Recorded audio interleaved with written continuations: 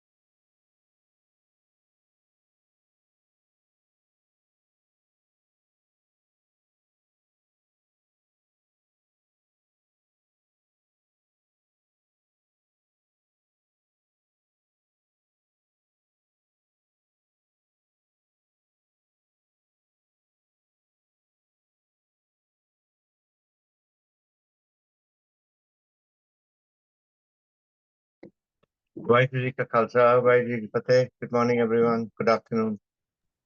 Waheguru Ji Ka Khalsa, Waheguru Ji Ki Fateh. Waheguru Ji Ka Khalsa, Waheguru Ji Ki Fateh. May Khalsa Fateh. Yeah, how are you doing, Bipinpreet? I'm wonderful, Uncle G. How is everyone else? How are you? Yeah, you're doing wonderful. Gurpreet, Uncle Somehow, G, do you want to know something really cool? yeah.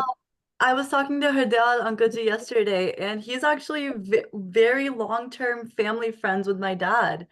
Wow, that's cool. Found that out. Yeah, so the family ties. Yeah, he sent me a resume also. Yeah, I hope you were impressed. Yes, I was already impressed, so I didn't need the resume. So, Thank and you. congratulations, Damandeep, you are the new winner for yesterday. Great job, great video. So, Thank you.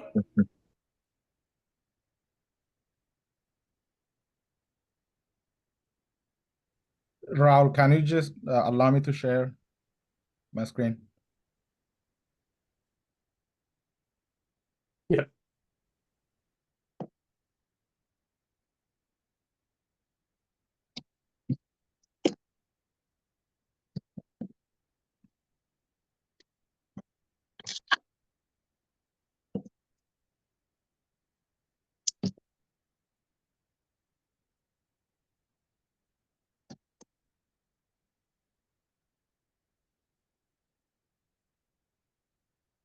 Okay, are we all ready to get started or should I wait a few minutes?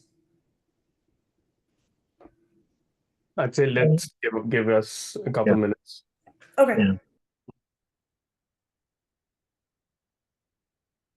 Yeah, this is day 4, so it's the final day, so I guess it's taking a little longer for people to jump on the call.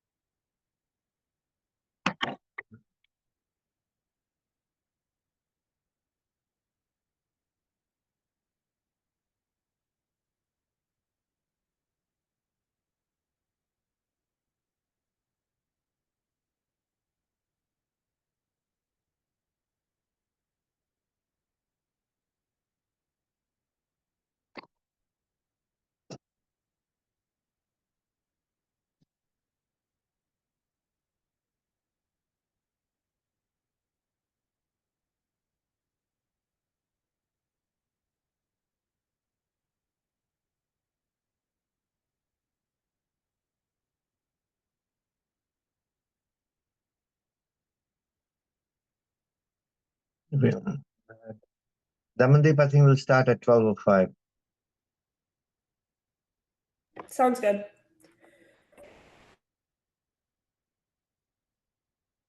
So when did you make that video? So I took like pictures throughout the week because I knew I was going to make it towards like the 3rd or the 4th day. But then I like recorded during our meeting yesterday or like during the summit yesterday. And then I like edited it while I was in the Zoom. It wasn't that hard actually. I was surprised. Okay, great. Great job. I want to announce that today's prize is going to be $100 and not $50. So I'll encourage more people. So I think you won yesterday's prize, and we had a winner day before. But I think for today's, we'll give away $100, and we want more participation. So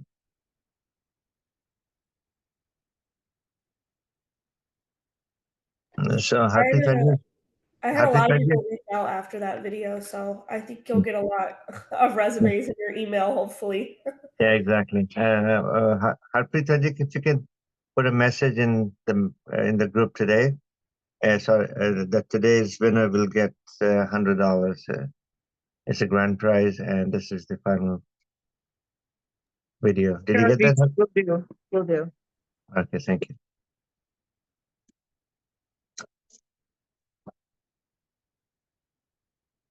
Okay, I think we can start now.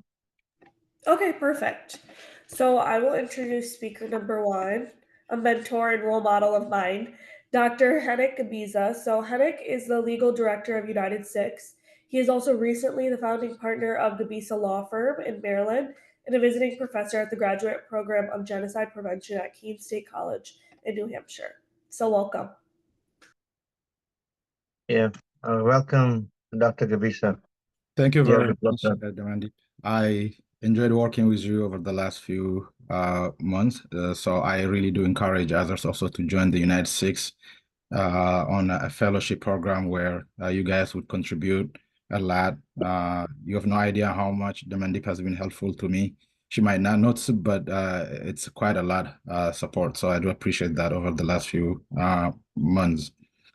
So today I want to share with you one of the flagship projects of the United Sikhs, which is, I don't know if you guys can see my screen. Let's see. We can see it. Okay.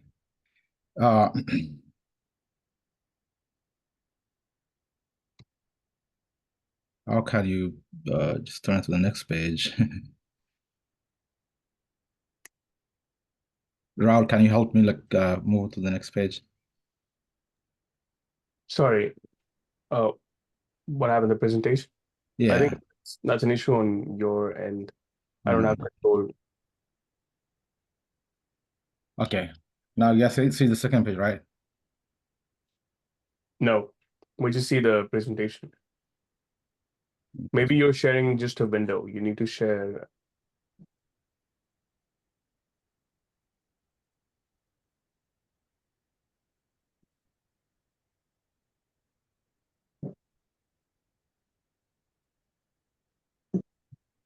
Okay.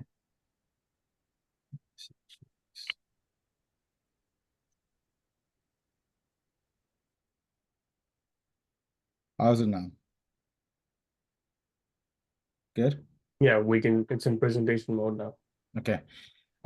So I just wanted to share today with you guys one of the flagship projects of the United States within the ICRA department, which is the investigation and research of the Sikh civil rights. This is one of the projects that takes place once a year. The purpose of the project is to kind of get the overview of where we stand as a community worldwide, and what are the major, redundant, and frequent violations of civil rights that we need to give attention to in our advocacy policy and in our policy priorities. So we take samples of different jurisdictions from North America, including Canada, to a few Asian countries, and also Africa. We understand that the civil rights issues that are faced by the Sikh community more or less is similar across different jurisdictions because of the nature of the community and the nature of the perpetrators or the violators of the right, which is usually the state or state agents or state agencies or governments. The issue of identity, the issue of civil liberty, as well as the right to interstate freedom of travel, usually are the most frequent rights that are being violated. So we kind of want to gauge where we stand as a community worldwide and then bring that into a report form. And once we produce that report, we will share it with the relevant government agencies, the State Department, and the Congress as well. Usually these kind of reports are being produced by international NGOs such as Human Rights Watch, Amnesty International, which are the extension of foreign governments. But these human rights organizations actually do have their own human rights interest, but I am a strong believer in any community writing their own stories. When human rights reports are being produced by different organizations such as Human Rights Watch or Amnesty International, it just gets to be designed in a way that fits into their own agenda, and there's nothing wrong with that. So they take a leadership role in the policy, in the international policy.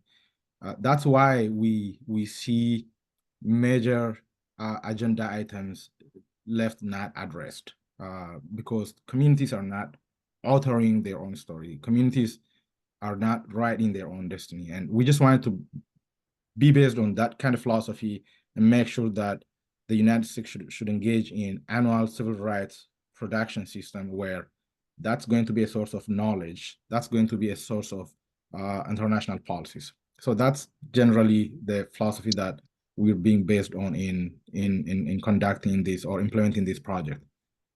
But before I just go into the report, I just wanted to say, show you here a few slides about the goal of the department, the ICRA department, and the worldview that we're being led by. So the goal of ICRA is just defending human rights dignity with Sikhs worldview. According to my understanding, the Sikhs worldview is that everyone should be entitled to a dignified existence. And what does dignified existence mean? Obviously, many countries don't recognize human dignity as a right. The concept of human dignity is it's a recent phenomenon since post-World War II, when the German Constitution codified in the Constitution that human rights should start from the dignity. Usually it's a moral concept or a moral principle, But it's very interesting to see human dignity to be codified as a constitution in the German constitution. That's the first constitution in the world that I know codified that, and I assume that it's because of what happened during the Holocaust, the never again principle. So this is something that this principle of human dignity is something that existed in the Sikh worldview from probably 15th century or even earlier than that. So what we're doing here, that the world is catching up with human dignity, it's already that is ingrained in the worldview or in the philosophy of the Sikh idea, and we're based on that kind of worldview in producing these kind of reports. It's not a Eurocentric kind of philosophy or principle that we're being led by, even though there's nothing wrong with a Eurocentric perception of human rights, but it's based in the identity, the worldview, and the philosophy of the Sikhs. So that's how we understand human rights. Obviously, in many academic field, there is always a debate or controversy about whose principle is human rights, just a European creation, or it's just the Enlightenment period creation. But here, we take it back to many centuries and say that any human right exercise, anything that we're entitled to today, whether we as a Sikh member of the community or as any human being, is something that is historically ingrained in the worldview of Sikh. So that's where we start from. The European Charter of Human Rights also provides the human dignity concept, which says it's invaluable, it must be respected and protected. So the European Charter of Human Rights is something that was created in 1949 or something like that, while the concept of human dignity within the Sikh way much precede that time frame. So with that worldview, he crossed a mission to defend Sikhs and non-Sikhs in North America, Europe, South Asia, and also non-Sikhs. Interestingly, although our priority list starts from the Sikh community member, the Sikh is not the island. We are integrated, we exist, and we coexist with other communities, especially in a diaspora setting. Usually the violations of rights or the breach of civil rights kind of correspond to each other. So it's very important to create community alliance with people of color and other minorities or other diaspora members, such as the African diaspora. For example, in the recently growing transnational repression crime, although the Sikh community stands at the first stage in being the victim of that kind of crime, any authoritarian regime from overseas also attack its own diaspora member. Just to give you my experience, in 2015, one morning I went to my office, Washington Lee University, where I was teaching, and I got to my office, and then I saw my door, "Please do not enter." And then I was freaking out.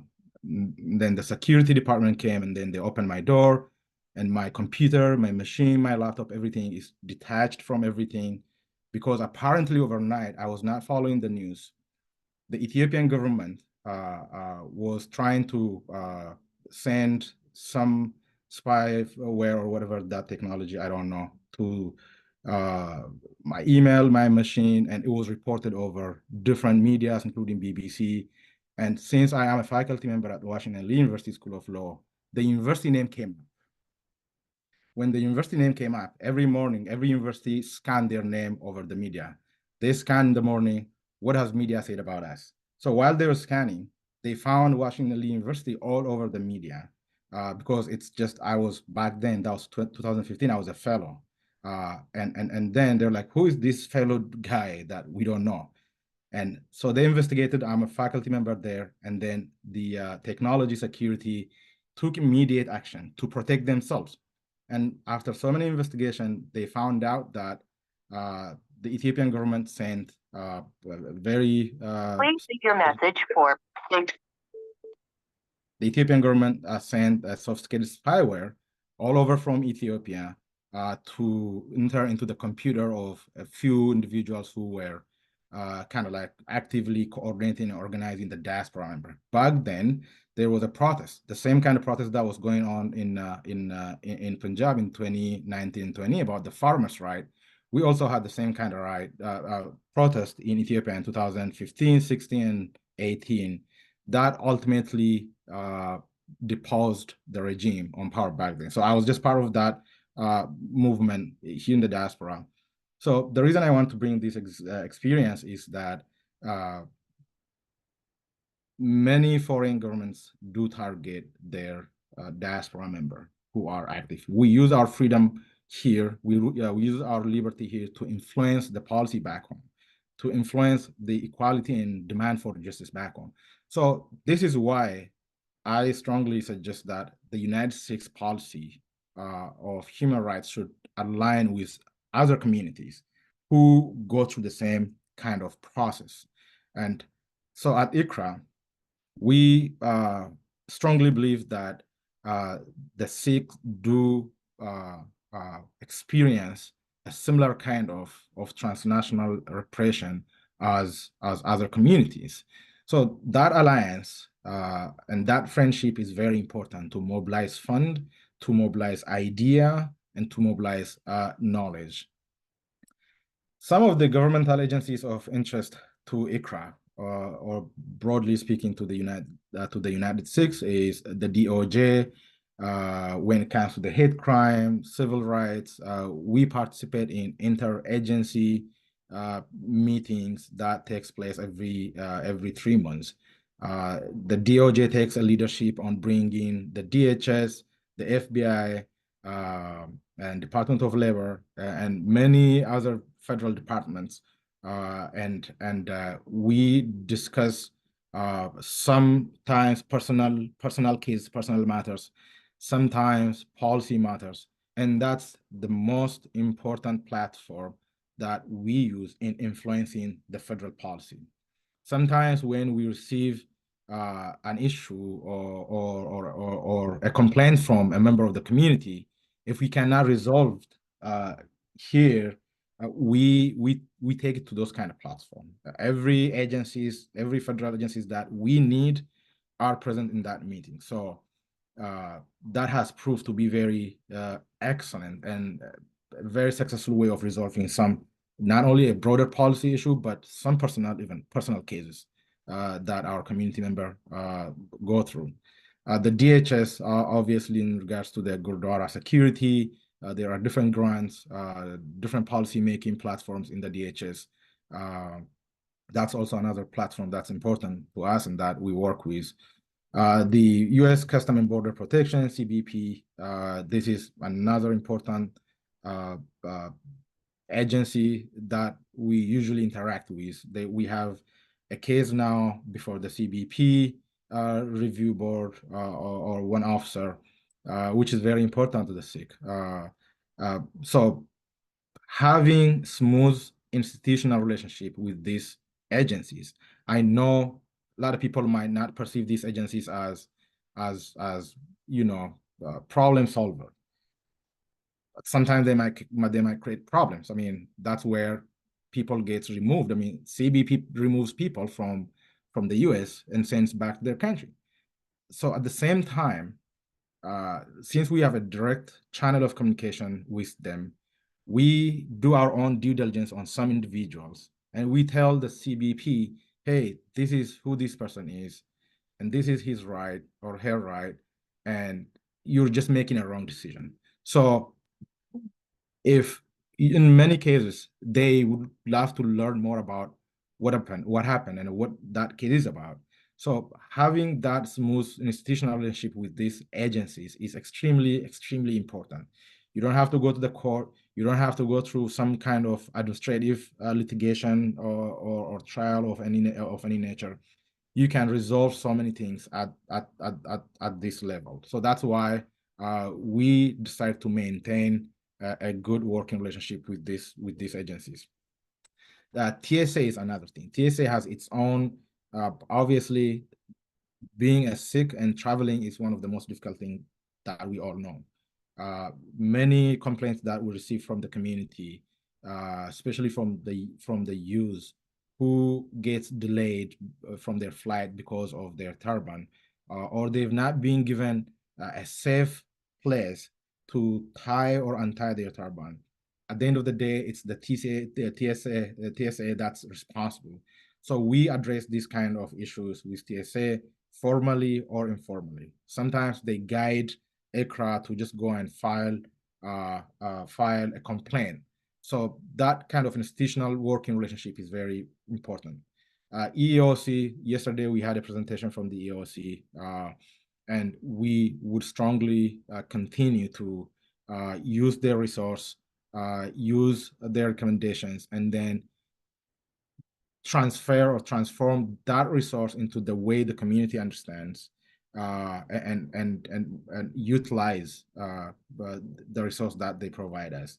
The FBI hate crime statistics is another concerning factor. Today we have FBI hate crime specialist who is going to come and present to us right after my presentation and talk to us about some of these issues in hate crime. The Sikh in the US are the second to the Jew community by being the victim of a single face group. This is a well-known, well-established data, but still, as United Sikhs ICRA department, we strongly believe that the data system is still lacking. The way the hate crime is defined, obviously, is a very hard crime, which sometimes does not include, or not even sometimes, many times does not include school ground bullying. It does not include something that is harassing or discriminatory. So I know hate crime is more of a criminal jurisdiction subject, but at the same time, sometimes in high school or college, the degree of bullying that the Sikh student go through might be able to qualify for hate incident situation. So we have a policy, or we have a priority list of improving the reporting system, because the reporting system is essentially voluntary. And we believe that the reporting system has to be kind of more sophisticated and more inclusive, and demand local and state officers, police officers, to really report the hate crime. Because this data, whether we like it or not, influences the policy in Washington, D.C. If the data is wrong, the policy outcome is going to be wrong. So that's why many Sikh organizations are so united on improving the hate crime reporting system. And I'm very excited today to go to hear from the FBI specialist about their take on this. Another interest that is important to us is school district situations where Sikh students are being denied their religion liberty, such as we've come across a student who's been expelled from school ground because he carried kirpan. And some schools do not know what kirpan is, so we immediately provide them a policy of kirpan and what kirpan is about. What did the U.S. Supreme Court say before about kirpan? What's the policy of the U.S. government about kirpan and other item or phase? And then immediately some school will take that and they get educational resource from us and they resolve. Thematic legal issues or subjects that we frequently deal with is, as I said, crime, hate crime, civil rights cases such as employment discrimination, article of phase, and high school bullying. For example, I can just give you here an example of a case where an individual who is a medical doctor, a resident physician, was discriminated against his profession because of his religion and identity. This is a case that is currently pending. We provide in-house and outside of the United States legal assistance. When we receive these kinds of complaint, what we immediately do is we mobilize resource inside the United States or outside although our legal resource is limited because the legal service is the most expensive service in the world, we try to reach with whatever we have. So these are some of the cases in the past year that we continue to frequently deal with. Our modus operandi, or our functional procedure, is first we investigate the issue, we discuss with the victim, and this is basically doing a due diligence and understanding that is this kind of like emotionally impacted situation, or is this really serious violations that we need to pursue. Usually we come from the perspective of what is in this for the Sikh as a cause. We believe the Sikh cause is the cause of equality, justice, and respect. So it's not enough that an individual person has suffered some kind of violation. We have to see what is the implication of this for the Sikh community. If we win this case, or if we pursue this case through different means, whether advocacy, legal advocacy, or non-legal advocacy, what can we garner for the Sikh community generally out of this? So we look through that lens. We do contact police authority, discuss with them. Our immediate reaction is reach out to that particular entity who is presumably the perpetrator, and then we discuss with them and we educate them. We provide them resource, and most of them are really humble enough to understand, oh, we did not know about this. We did not know about this law or about this policy. So let's just arrange a meeting and then we will discuss. So that way, we don't have to go to the court. We don't have to go to some administrative agency. We just simply settle things there and then recommend a policy change, and then life is good from that. And then we issue press statement. This is just letting the world know what our position is and where we stand with some case. And we communicate that with our donors, with different agencies, and things of that nature. There is international civil rights litigation aspect of this with the UN treaty bodies. The UN has many human rights conventions or treaties or protocols. We try to explore the most accessible platform within the UN treaty system. Many UN treaties, including International Civil and Political Convention or any other, the Torture Convention, they have their own platform of quasi-judicial litigation. By quasi-judicial litigation, what I mean is you submit a complaint, a body of experts would investigate your complaint, and then they say the right has been violated, so we recommend this. So they have just a recommendation capacity. They don't kind of do court-looking adjudication. So it's just more of a global or international mobilization of support. So we've submitted a complaint in the past 1 year before the UN Special Procedure, which is based in Geneva. And usually the perpetrator in this kind of case is the foreign government. In Punjab situation in March 2023, there was a very tough crack down on people because of a protest following the arrest of one of the activists, Amritpal. Following his arrest, there was a serious mass incarceration. Journalists have been detained arbitrarily without any due process or fair trial.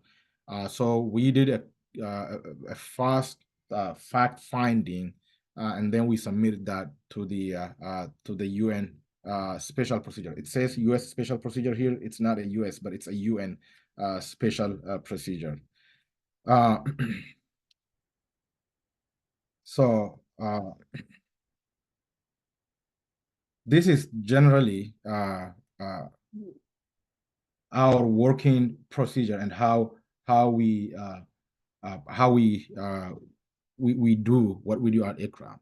So with that, I am going to jump on the report that we produced this year for 2023, and just briefly highlight that with you, and then we'll just go on some discussion, whether in a breakout session or if you have any question.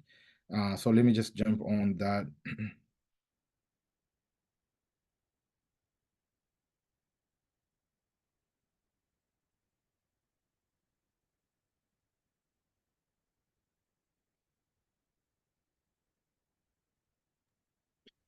Dr. Gabisa, I have a quick question.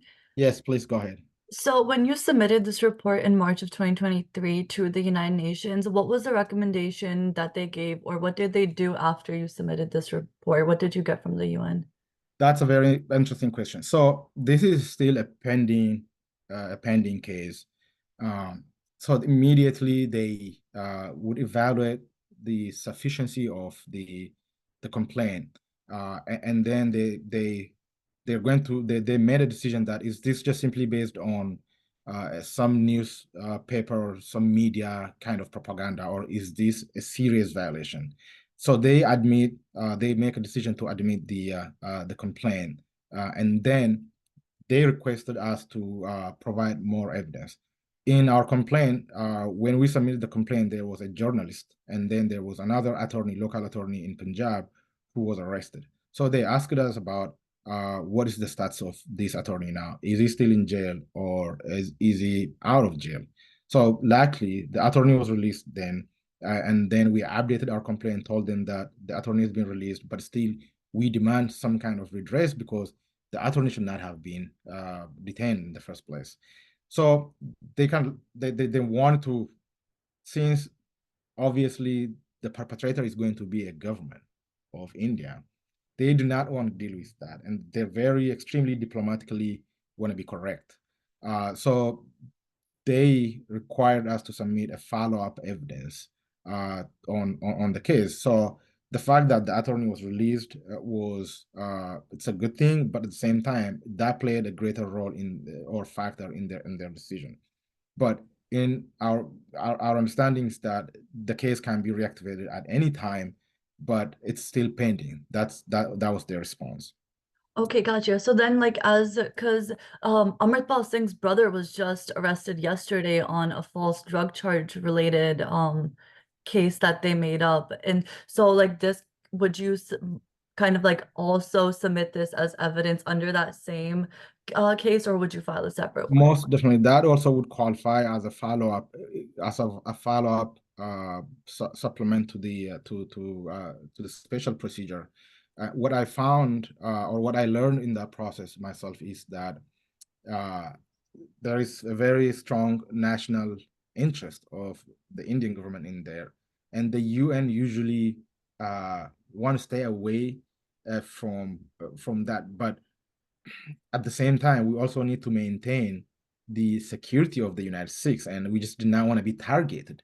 Mhm. And we just want to bring to their attention, and Amritpal was at the center of all of this. When he was arrested, so many things went down. A lot of people got killed in Punjab.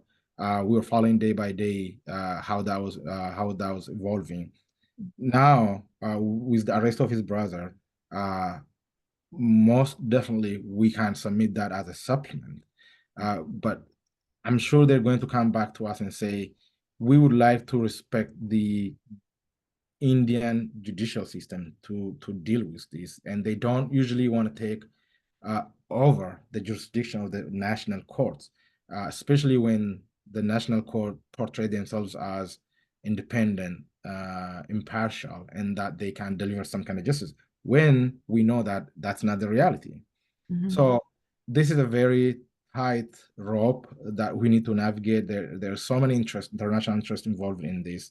Mhm. So obviously, this is something that I personally am going to look forward to and do more research on it, and then supplement them with this recent development. And I'll be happy to receive more information on this going forward.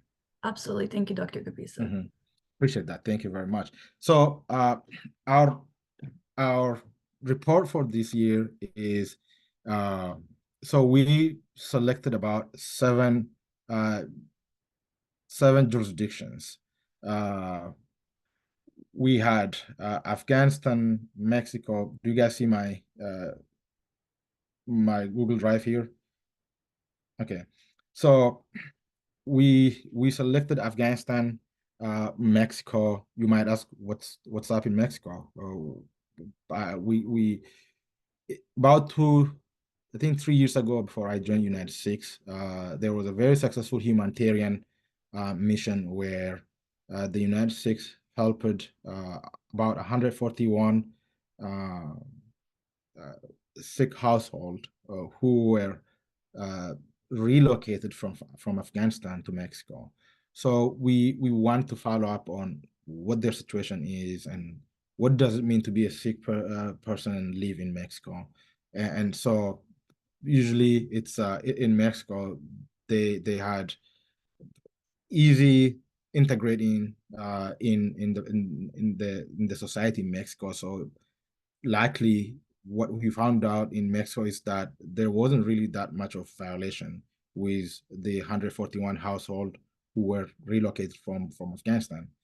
The biggest chunk of our work was on North America, and where do we stand with the Sikh civil rights in North American jurisdiction. That includes Canada here. So we basically use open source data for this, and some of the data might be outdated because we don't know the last time census was taken. So we determine what's the Sikh population in these territories and which state are they more concentrated on. What is the problem that they face? What civil rights issues that they are grappling with? And obviously, as we know, hate crime is the leading civil rights problem that the Sikh community face. And it does not matter how many strong laws or legislations or policy you have, unless we continue to educate the society to tell them who the Sikhs are, that hate crime is motivated by not tolerating difference, not tolerating someone who does not look like you, or not tolerating or not coexisting with someone who look like a different person, or who wear a different kind of outfit, or who might have a different accent, or so the key here is why we believe that the FBI data reporting system still needs more improvement. Educational strategy is extremely important. Showing leadership at different level in the public sector, in the private sector, getting exposure is another important strategy that we need to deploy as organizations, or as community, or as individuals. So in addition to the hate crime, we've put here individual case of hate crime. For example, last year there was an old man who I believe was 66 years old, and he should have been alive today. But just because he was a Sikh person, he's not alive now. On a highway in New York, there was some altercation while driving with a perpetrator who was a felon, who I believe escaped prison, and he killed him because he was a Sikh person. In this day and age in New York, where it's supposed to be a melting pot of different communities and societies, still being a Sikh in Queens is just tough. It's difficult. So following that incident, we communicated with the borough president We facilitated a public safety discussion and conversation at Gurdwara in New York, one of the biggest Gurdwara in Chapel Hill. And we managed to receive more attention, more police officers on the block, and this news made it to a lot of mainstream media. So the United Sikhs played a bigger role in this. And unfortunately, in the first stage of this case, the public prosecutors, the Queen's DA, charged the perpetrator with just an ordinary homicide, while this is a hate crime motivated homicide. It took us about a week or two to convince the Queen's DA to tell them that this person was killed. Jasmeer Singh was killed because he is a Sikh person. And that's exactly the textbook definition of what hate crime is. So even when you're being killed as a Sikh person, you still don't get the chance to be redressed or given a justice based on that motive of the perpetrator. So we, in about a week or two... Sorry to interrupt you. The wife of Jasmeer Singh was in the car who witnessed the whole thing. Despite that, the DA did not charge us with a hate crime, so which was a big embarrassment to the rule of the law. So United Sikhs, like Dr. Gabisa said, engaged with the Queen's DA, and we finally were able to charge the man the way he should have been charged. Yeah, it was and she was very emotional, the wife who actually witnessed the whole incident. Absolutely, this is it was a heartbreaking case, and so from this case, I understood that there is a different layers of advocacy. First, bringing the perpetrator to justice, and once the suspect is apprehended, what theory is the DA office going to be based on? Are they just going to charge them just like ordinary crime, or is it a hate crime? The reason we're interested in that is because this is going to be reported and would make it to the reporting system. So if we just don't have this data included in the hate crime reporting system, it's going to affect the policy that we demand at the DC level or at the national level. So, and another similar kind of civil rights issue that frequently comes up is a workplace discrimination. This obviously is tied to the 6th article of phase as one of the main reasons for discrimination. Whether it's at the public sector or private sector, this is most frequent issues, and especially in a post-COVID situation when employees are now going back to their office. It's more frequent. This problem has become more frequent because for 3 years, when people were working from home, there was no such issue. And now, once people are just required to go back to office in person, probably people might have decided to just be more sincere believer and observant of their religion. And then we've received lots of complaints about this. So immediately our reaction is to provide the entity with the resource and what Kirpan is, what article of phase are important to the Sikh community, the 5 Ks, and then we teach them, and usually it gets resolved at that level. And one tragic story, not a tragic story, but a very unfortunate story that I came across in California is a young man who went through, I don't know, his story should be up here somewhere. A young man who went through a police academy, and he graduated from the police academy, and then he was about to be a deputy sheriff in one of the county in California. He's a Sikh American. He loves to serve in the police law enforcement, but he wants to serve in the police department or in the law enforcement, being a Sikh person, which means he's a sincere believer of his religion. I don't know, his story should be somewhere down here. It should be in the report that we're going to be sharing. We're going to be releasing this report either tonight or tomorrow. There is a few polish that I need to do on it.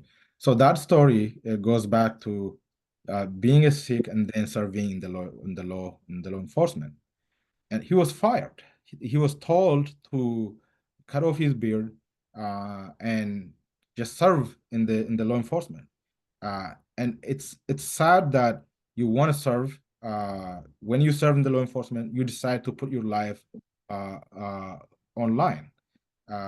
You're not even allowed to put your life online sometimes without, cutting your beard or without denying your identity. As a lawyer myself, I found that to be kind of like, very tough at this point.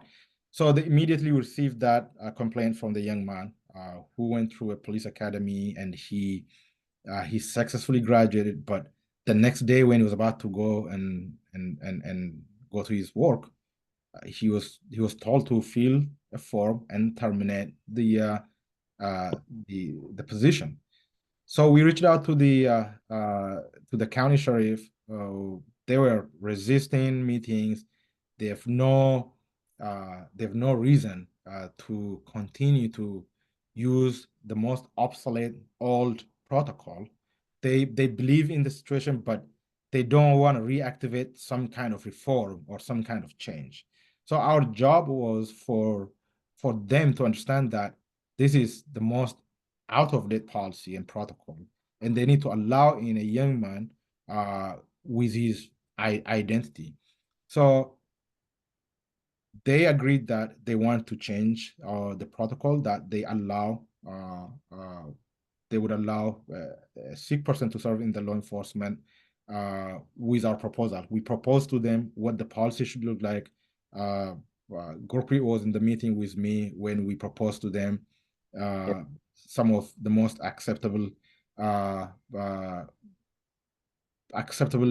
mutually acceptable way to handle this. Because obviously, when you're a law enforcement, if you're carrying a kirpan of certain lengths, it might turn out to harm the law enforcement, the individual, the officer. So what is the replacement kirpan that he should be allowed? If he's serving in, let's say, state penitentiary, and if he gets pulled over by the inmate, would his beard be, source of problem for him? Does it affect his security?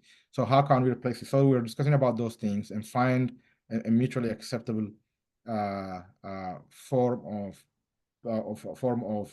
those article of faith, and we settled on a few items. So they agreed to go back and create a team who would review this. So up until very recently, I was following up on this. They were still reviewing their policy documents. And in the coming few weeks, we will just follow up. We'll just follow up on that. Can you hold the FBI specialist there for a few minutes, Rahul? Did you hear me, Rahul?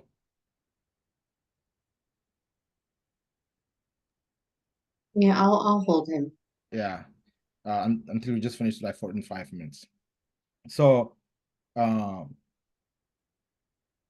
another frequent issue that we have is the Sikh fundamental right to interstate travel. Another young man here who was flying from Arizona to California missed his flight just because he had a turban on. That was a heartbreaking kind of story to read. And he was cooperating with them. He was searched 3-4 different times. And then he was okay to be searched 3 times, 4 times, although the outcome of the search was just okay. And then they did not give him a private space to tie back his turban. He had to just tie back his turban in front of the public. There is a clear policy of TSA that if you have to pull someone out of line You have to do it with decency. Take them to a private room, preferably where there is a mirror. None of those things have been provided. So what we saw here is not a problem of policy, but a problem of discrepancy between the practice and the policy. That required us to recommend to TSA to train their officers or their agents in many airports. So these are many of the issues that we usually receive in the complaint at the ICRA. And another most recent, it's not most recent, but it's been always there, but now for some reason that I understand why it's a growing issue, is a prolonged administrative processing for visa applicants.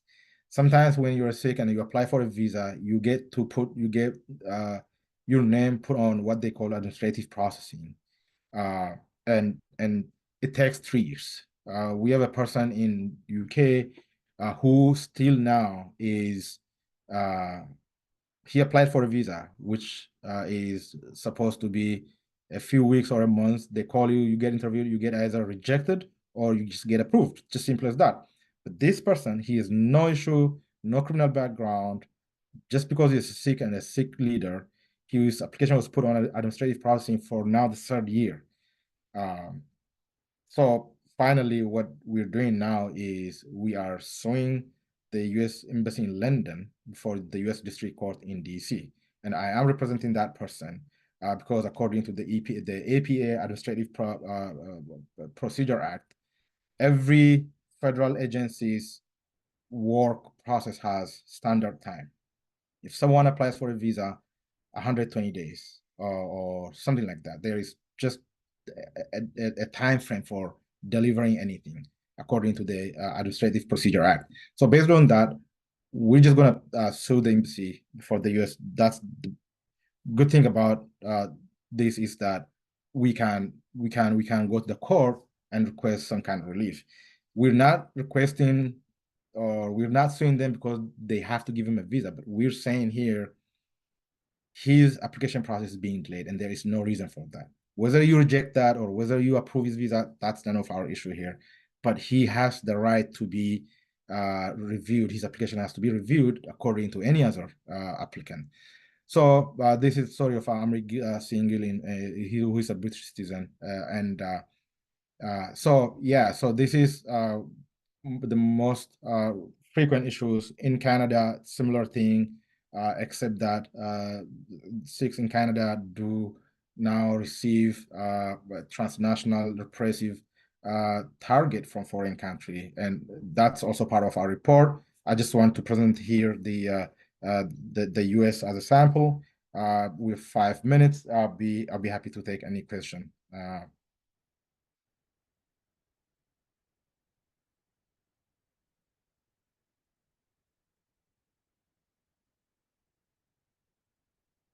I know I've been lecturing for the last 50+ minutes.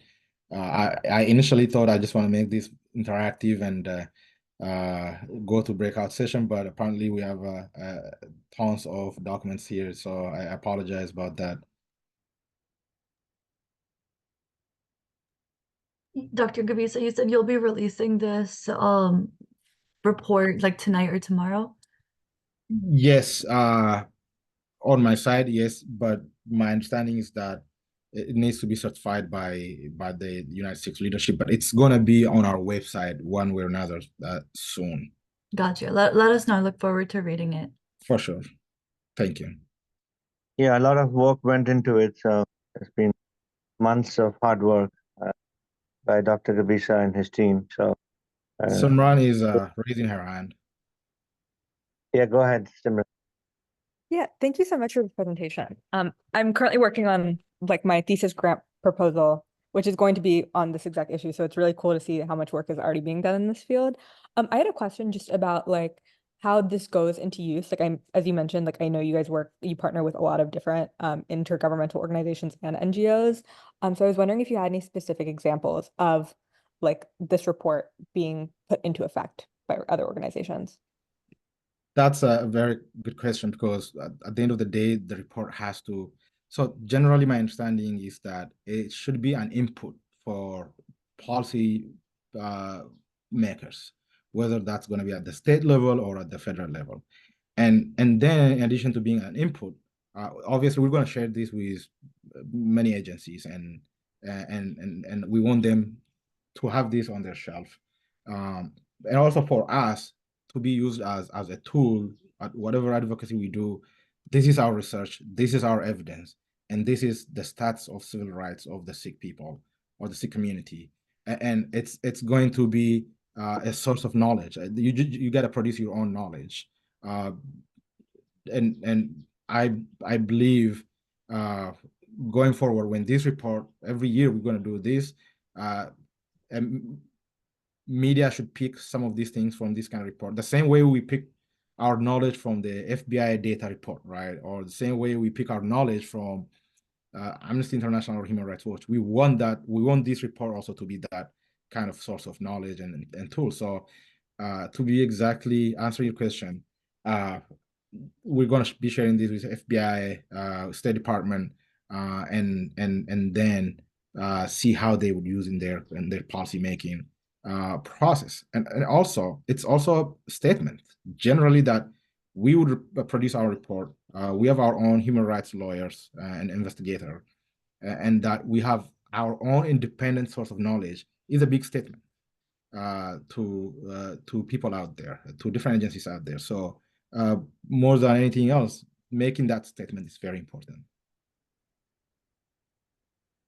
Also, as a follow-up question, like to that end, do you think it would be worthwhile to like UnitedSIKHS could probably do this, but like create like a similar report, but rather than focusing on like injustices against Sikhs, maybe doing like a report about the work the Sikh community does for other communities, because like you mentioned at the very beginning of your presentation, like the notion of human dignity is something that like is a torch that like Sikh people have been told that they should carry, like from the very beginning. Like Sikhism was birthed out of injustice. So to that end, do you think it would be worthwhile? Absolutely. This is going to be an example for a different community. I come from the Ethiopian community myself. While I just do this report, I also kind of think how other communities would also do their report, and the alliance, the friendship and partnership among different communities would start from these kind of things. And going forward, when one community release their report, another community should be at these events where they learn from each other. And yes, I mean, give or take, different communities some are organized, some are disorganized. And I have yet to see outside of the Sikh community, especially who have a similar agenda of fighting for justice and equality, other communities still have yet to kind of like, do their part. And some of them have not even made it to federal interagency meetings that the Sikh organizations, many Sikh organizations participate in that, which is very influential platform. So there's a lot of experience to be shared around this.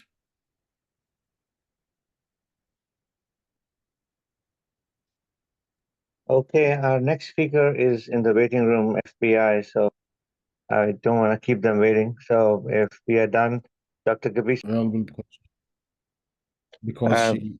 Yeah, okay, so if she's not available, then we have the comptroller, New York State comptroller here, so maybe...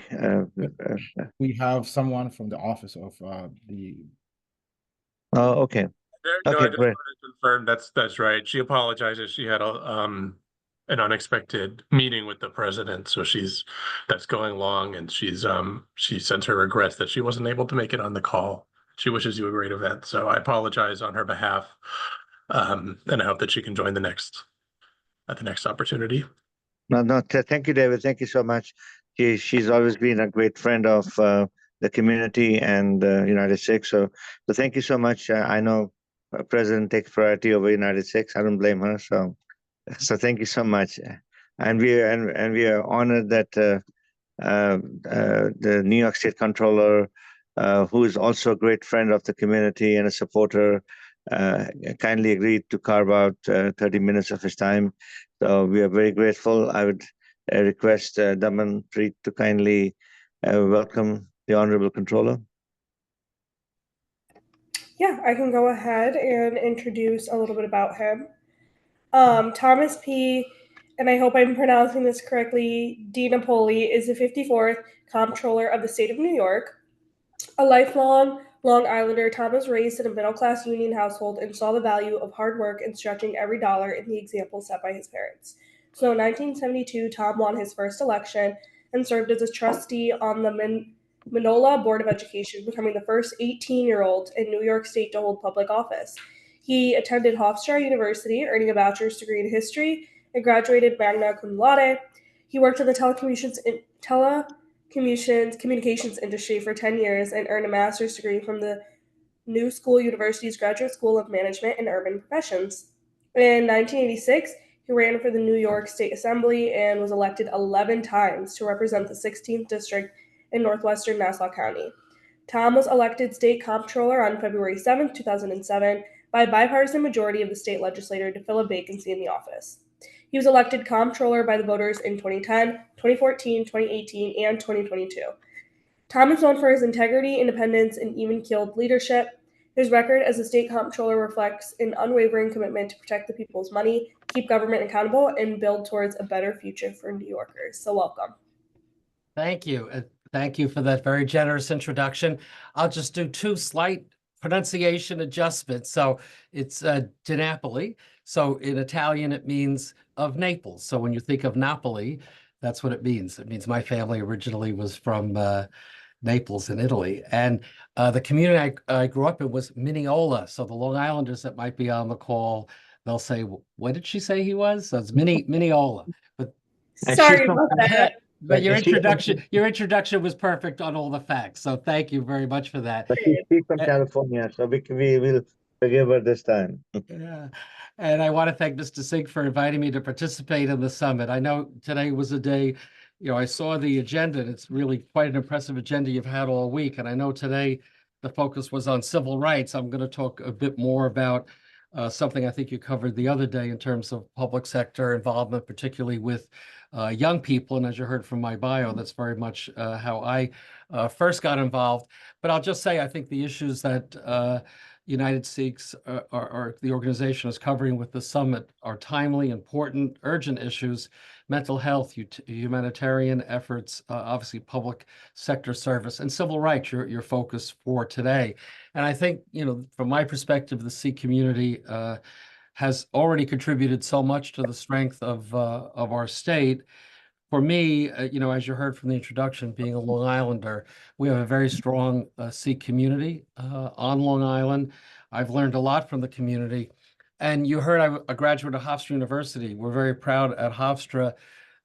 I think some of you may know, the Bindra family, T.J. Bindra and his family endowed chair in Sikh studies as part of Hofstra University's curriculum, and also established the Guru Nanak Prize on interreligious and interfaith activity. And I was pleased to serve on the first committee when we awarded the Dalai Lama the first Guru Nanak Prize. So it's been a great experience for me working with the Sikh community on Long Island to really better understand what your community is about, certainly the values of universality and community are ones I think that we could all benefit from. I just want to mention quickly, I'll get into what I want to talk about in terms of young people being involved in politics, that I know your focus today is civil rights, and I heard the end of the speaker right before me. One of the challenges we're going through right now, obviously, is that we're seeing, I guess, as a consequence somewhat of COVID and perhaps of everything else going on around us, a terrible increase in incidents of hate crimes based on religion. We're seeing that your community's been affected by it. The Jewish community certainly has seen a big uptick in that regard. It really underscores the need for us to be vigilant, for people to speak out, for there to be greater efforts to understand different cultures. And obviously in New York, we have every culture represented here. As you heard in the intro, I'm the state controller, so I don't necessarily have a direct role as far as law enforcement of those issues, but what we, among our many functions, is an audit function. And we did some audits a couple of years ago that might be of interest to you, really looking at how in New York State, through the Division of Criminal Justice Services, and in New York City, NYPD, are monitoring and recording hate crimes. And we found some deficiencies there, not accuracy of reporting, need for more training, because you need to have the information, you need to have the data. So if anything, I think some of the statistics we have perhaps underreport the incidents that are happening in terms of hate crimes or bias-related crimes against the Sikh community, against other communities as well. So those audits made some recommendations, and they were positively received. I certainly am hoping there's been improvements in the reporting of that, and certainly would be interested in any thoughts that any of you may have. In terms of our young people and students, New York has a law in the books called the Dignity for All Students Act, which is really meant to ensure that in the school environment that there's freedom from harassment and bullying. And again, I know some of the Sikh organizations nationally have reported of increases in incidents of bullying against Sikh students in high schools. So again, this is another area where we did audits of New York State Education Department, New York City DOE. And again, we found good intent in terms of following the intent of New York State law in that regard. But what we found for many staff members, there was poor training in terms of knowing how to respond when a student may come forward and indicate they've been the victim of a harassment or a bullying, inadequate reporting of those incidents or follow-up. So again, we made some recommendations. We did a follow-up audit on some of those audits, and we did find improvement. But I think it's so important, whether it's out in the community or certainly in a school setting, that we do have in New York very strong laws that speak loudly against discrimination, against hate, against bullying, against harassment. But we have to make sure those laws are being enforced. We have to make sure people feel comfortable in knowing where to report an incident. And then we have to make sure that there's the appropriate follow-up, whether it's in a school setting, or with the local police department. So it's unfortunate that we have to contend with these issues, but I think given the general climate that's out there, just a reality of what we have to deal with. So I do want to talk, and then obviously open it up to what you may want to talk about. But I was asked to, really talk about youth participation, particularly in the public sector, obviously in government and politics. As you heard from the introduction, I started when I was a teenager of getting involved really at the school level through student organization, we called it then, student council, student government, whatever it may be called. Being involved on issues affecting me and my classmates that we were concerned about, going to school board meetings.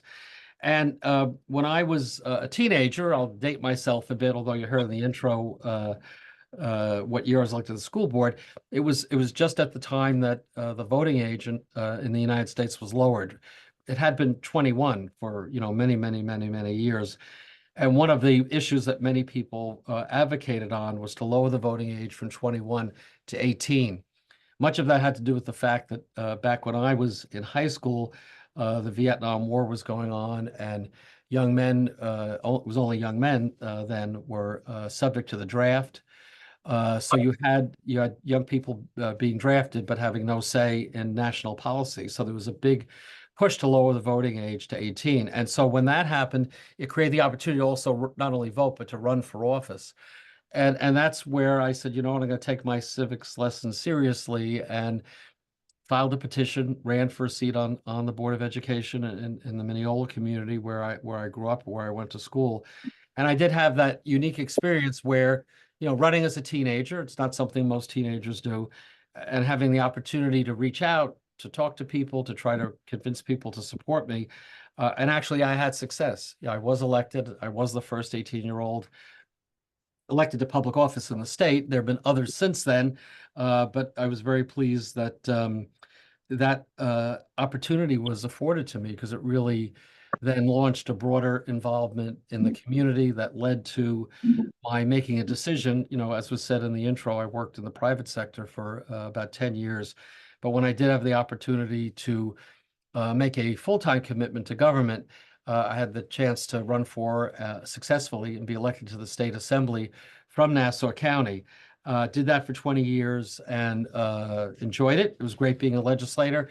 And when I had the opportunity to compete for the controller's office again, it was a great privilege for me to be able to serve in this position. I won't go into detail of my work as controller, but the point I really want to make, it was the early involvement of being a teenager and showing up to community meetings, going to a school board event, speaking out on issues that I felt weren't being adequately addressed, being willing to get involved with voter registration in the community, working very hard to get all of us who are turning 18 in our senior year to be registered to vote, and then taking a somewhat of a leap of faith to actually run for office myself at that age, which with basically a campaign that was run by teenagers, right? It was really, we were the ones that reached out. And, young people sometimes say to me when they say, well, I'd like to get involved, but, older folks don't really want to listen to young people. They kind of close us out.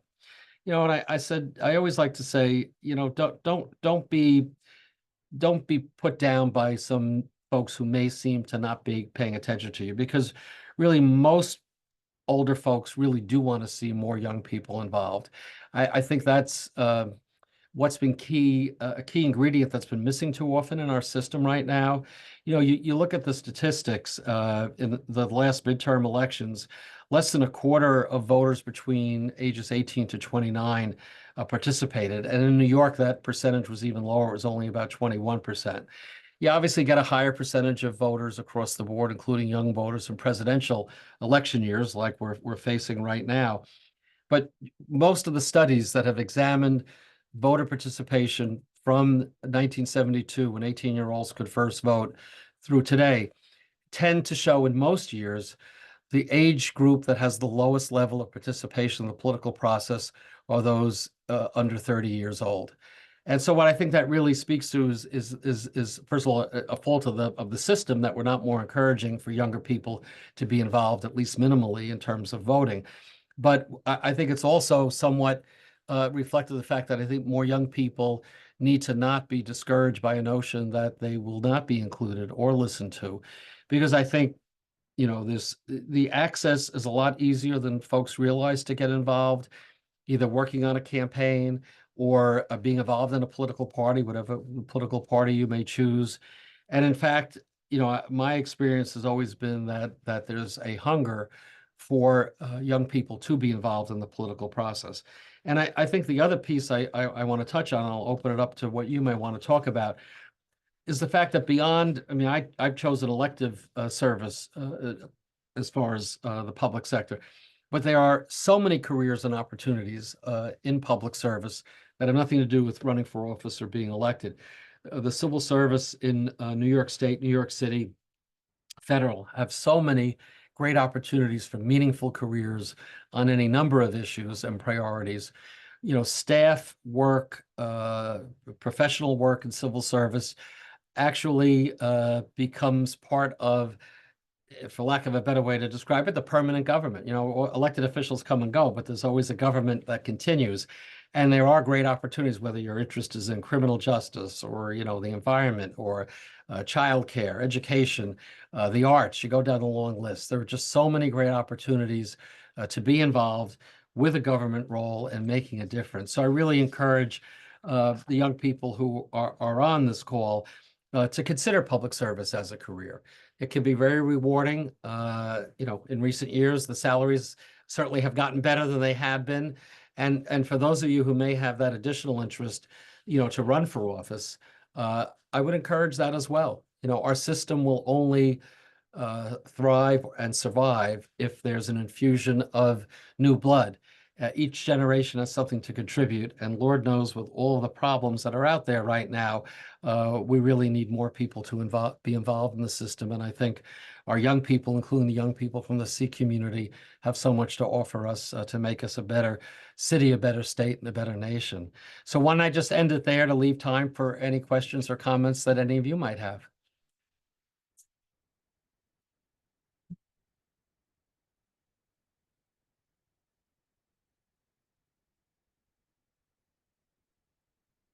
Do you want me to? Gurpreet, you're just muted. You'll know better how to manage the hands. You can go first. Can you hear me? Can you hear me? Yes, I can hear you. Okay, great. I'm Gurpreet Singh. I'm the CEO of United Sikhs. Last time I met you, I was a comptroller with the federal government, with Department of Homeland Security at Mahinda Taneja's breakfast. So Oh, yes, yes, yes. yeah, it was Mohinda does those you know, wonderful diversity breakfasts that really bring people together. Yes. exactly, and it's a great initiative, and being a controller, the two ways of doing it. I did it the easier way. I was with the federal government. You had, I mean, and yesterday we had a guest, Jennifer Rajkumar. She's running for New York City controller. Yes, yes, I just read that. Yes. It's a very, very popular, and I would encourage people. I went to Adelphi right next to Hofstra. I took a lot of courses in Hofstra, and I would encourage people and the profession in accounting. It's not very sexy, but it's very important because it keeps people and it keeps the checks and balances, and so there are different ways of getting there, and depending on how you get there, then of course I gravitated to UNITEDSIKHS. Here we are. We're so grateful that you carved out this time. And this is really for the youngsters. So I'll give the floor to Bipin Preet and followed by Simran. Go ahead, Bipin. Thank you, Uncle G. Thank you, Mr. Comptroller, for coming out and giving us time from your busy schedule. So I'm from Pennsylvania, and although we have a growing Sikh community here in PA, we're very underrepresented. I honestly don't know if we're like represented or heard at all in like the political process of the state. I would love to get your advice on how to get the Sikh community in Pennsylvania recognized more, how to have like our voices heard, because obviously I'm sure you work very closely with the Sikh community in New York. And just like, I'll just your advice in general, how to get the Sikh community in Pennsylvania heard on the political scale. Yeah. Yeah. I mean, it's probably nothing different than other groups have done. And obviously, starting whether it's with UNITEDSIKHS, this organization, or some of the other Sikh organizations or coalitions that are out there, connecting with that broader community. And then, and I'm not as familiar with the community in Pennsylvania. I don't know whether your community is concentrated in particular geographic or city area, or dispersed throughout the state. Honestly, we're everywhere. Philadelphia has a lot. I'm from Easton. We actually are getting a lot of people from New York coming here because of like cheaper property. Harrisburg area, they have a growing Sikh population. So it's like not all over, but there's like different areas throughout the state where the community is growing. So I think certainly, starting with the neighborhoods, or the parts of the state where you have a higher concentration, would be the place to start, more formal organizational work. And of course, obviously, with technology today, as we're all, talking, being in different places, you can connect with those who might be in a more, geographically distant area, but perhaps trying to, formalize a Sikh coalition of Pennsylvania, or whatever, whatever the title may be. And I do think that the best way to get involved is to form the group, have a title of some kind, whether it's a subset of an organization like UNITEDSIKHS, or start your own title, and then do the networking, meet with the local legislators. I mean, getting back, with TJ Binger and Mohinda Taneja, they reached out to me years ago when I was in the assembly. There were a lot of issues with New York civil service law and the wearing of turbans, and really wanted to raise awareness about the need for there to be more flexibility in that regard. And what we did is we arranged for a delegation to come from not just Long Island, from a Sikh community in downstate New York generally, through the Sikh Organization of New York and other organizations, and actually travel to Albany, travel to the state capitol. And it was an exciting day because we must have had about 50 members of the Sikh community came. And that day we actually arranged for a Sikh priest to give the invocation in the state assembly that had never happened before. And many people from other parts of the state that did not have a Sikh presence in their districts came over to me and said, "Oh, I had never met a Sikh before. I enjoyed, speaking with them, hearing about some of the issues." I think having a presence be felt, and again, it's nothing magical. It's the way it's always done. You got to have the identity of the group, and then not be shy about reaching out. And especially for those of you in the Harrisburg area, you got the state capitol there. We have the representatives from all over Pennsylvania coming together. I mean, I think it'd be great if you could arrange an opportunity for a delegation. And as I say, if it's a delegation of younger members of the community, I think they'd be particularly welcome to have a day at the state capitol. I'm sure you could find at least one, if not more, friendly state legislator who would host you and set up some meetings with, different elected leaders. I don't know your current governor. I hear he's quite a good fellow. I hear him being mentioned for other offices now and then. So, I think that, taking advantage of that opportunity where you have the leadership in a place like Harrisburg as a state capital would be a great way for the larger community to hear about, what's going on, and knowing that your community exists there and that it's growing. So I probably didn't say anything that you might not have heard before, but I would just encourage you, organize locally, start networking with other community organizations and certainly elected leadership.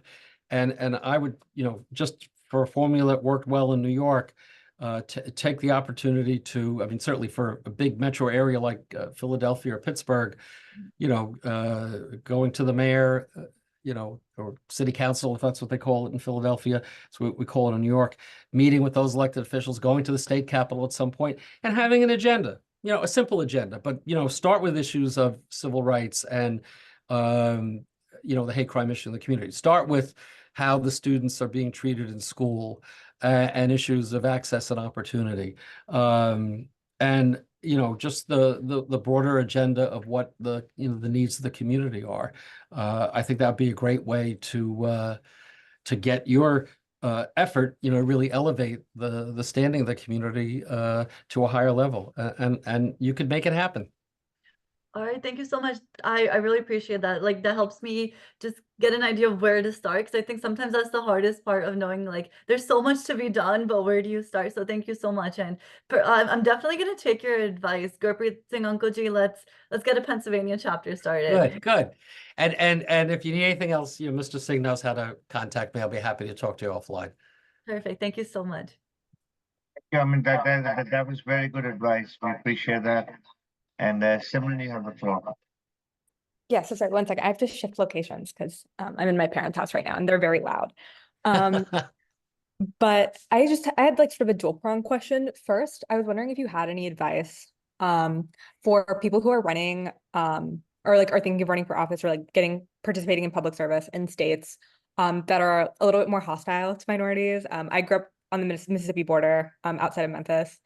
So it's like a little bit more challenging to get involved in politics, particularly when you advocate for things like minority rights.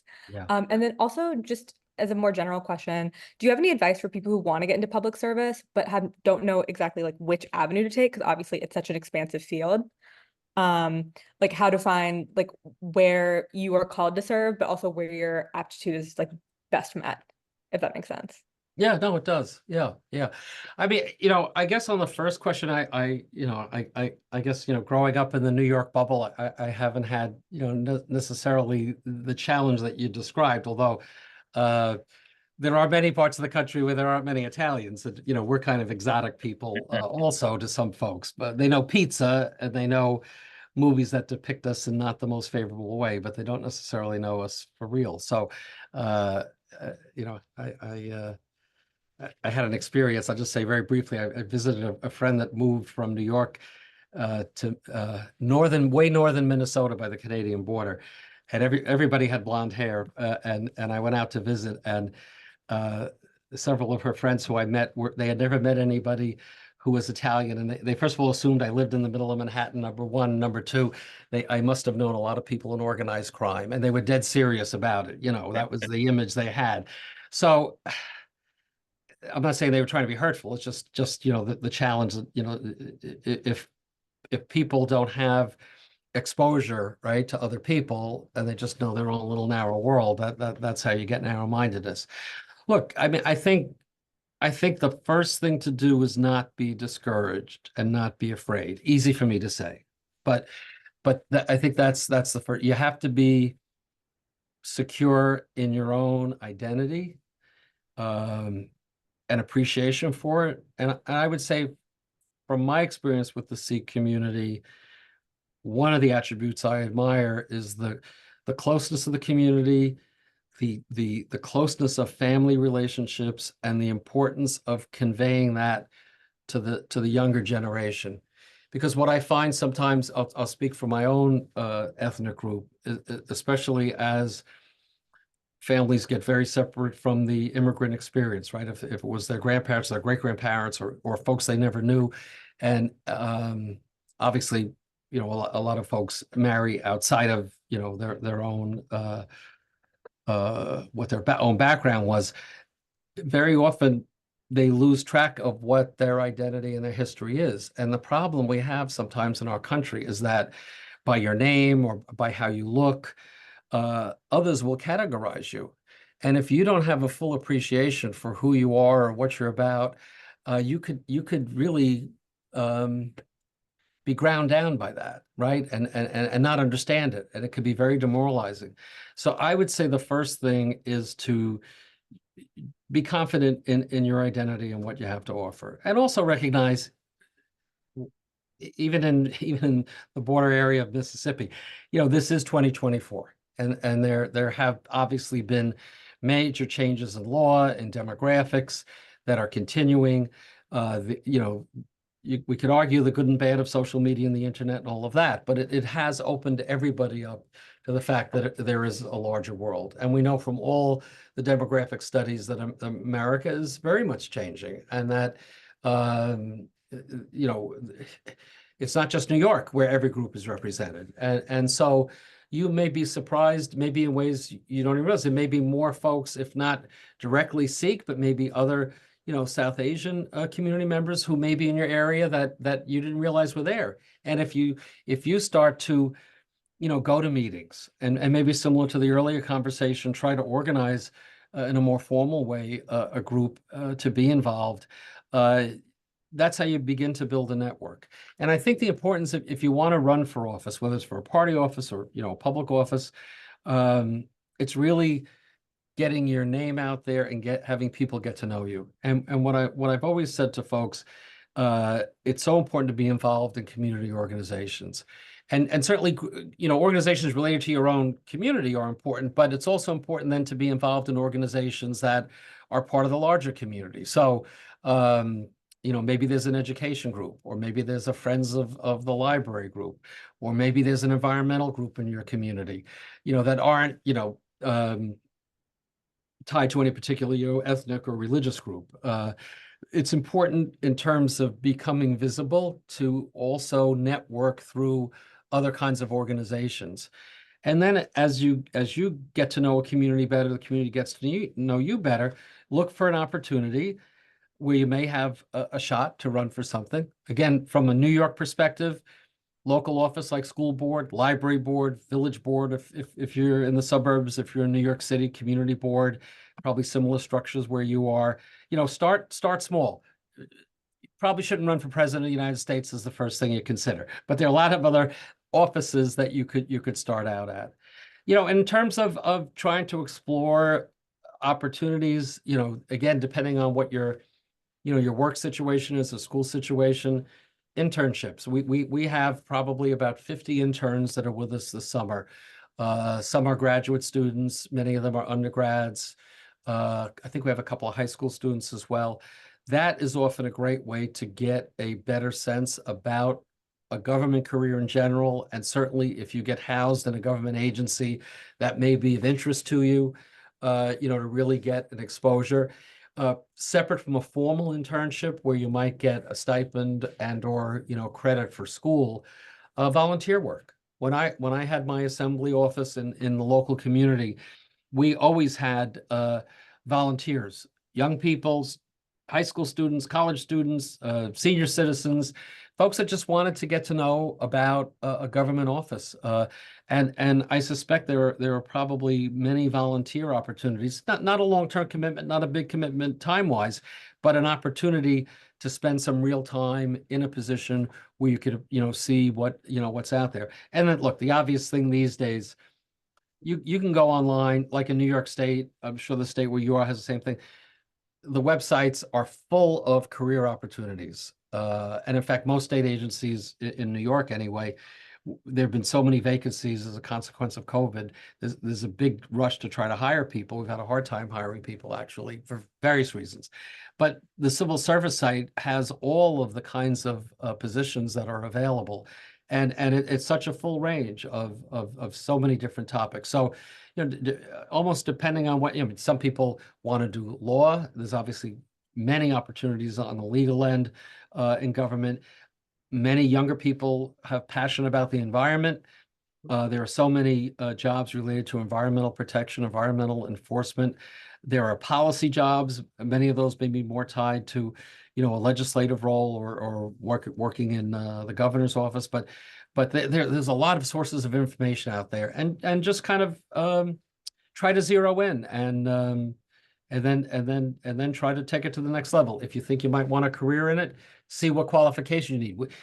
If it's in the bureaucracy, do you have to take a test? If it's working, let's say, for a local member of Congress, you don't need to take a test. But how are you going to get to know that elected official so that they would want to be interested in hiring you?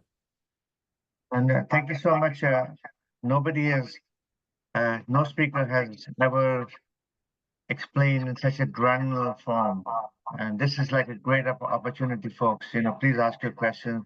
He's been the Honorable Controller has been a great friend of the community and a big supporter of the community. And this is the best possible opportunity for you to ask questions. I'll give the floor to Jasleen, and also I'd like to encourage Harpreet, who also works for New York State.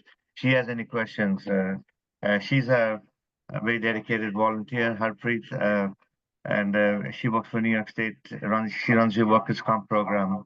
Right. So I would like to. So after Jasleen, I'd like to give the floor to Harpreet. I just volunteered her. Thank you. Jasleen, you have the floor. Thank you. Hello. Thank you for speaking about our civic role in society. I do have two questions. The first question is that what would you say is the main reason why people from ages 18 to 30 are not voting? And then also my second question is that what are the best ways to encourage younger generations to vote? I wish I had a simple answer on the first one, because it was very different than my experience. I think that for young people today, and you would probably be more expert on answering this than I would be, but I think for young people today, there are so many challenges out there, especially coming out of the COVID experience and all the negativity that happened then. I think there's a real concern about career, about, depending on your family situation, economic security, education. And I just think those other kind of life demands or life questions have just taken much greater precedence over civic involvement.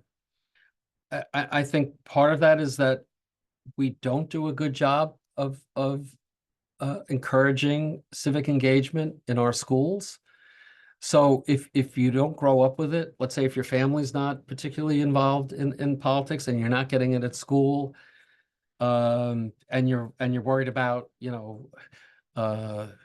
SATs or getting into schools or, getting a job, it's not part of your second nature, to be involved, even as doing something as simple as enrolling to vote. So, and by the way, some of what I just said applies to people who are over 30 years old as well, right? It's not just young. I don't want to make it sound like it's only young people that suffer from this, but it seems to be more prevalent. And what always worries me is that if a young person isn't involved early, will that mean they won't be involved as an adult? Some of my friends say, well, when they get older and they get settled down and they're paying a mortgage, they have children, well, then they'll be involved. Well, maybe, maybe not. So, but I just think we don't do a good enough job of proactively encouraging young people to be involved early. We don't do a good job of it in the schools. We don't express to young people that we value their opinions. And I think that's part of it. There have been efforts, you know, touching on the second part of your question, to make it much easier for people to in New York anyway, to start to be enrolled. You know, when you're going to motor vehicle now, you know, they have the motor voter, they call it, where, you know, when you're applying, you know, you get to register to vote as well. You know, I think those kinds of efforts, I mean, I think the first step really is getting people to register to vote, getting people in the habit of voting is I think the first challenge. So in New York and some of the other states represented might be a little different. We're pretty, you know, it's pretty clear you have to be enrolled. You have to vote. If you want to vote in a primary, unlike most states, you have to be enrolled in a political party. I think that's one of the other challenges to your question, is that, you know, because voting in a primary, it really is like a double vote. You get to select the individuals that are going to be on the final ballot. But it's interesting, the polling and the data also shows that younger voters tend to be less likely to enroll in a political party than older voters.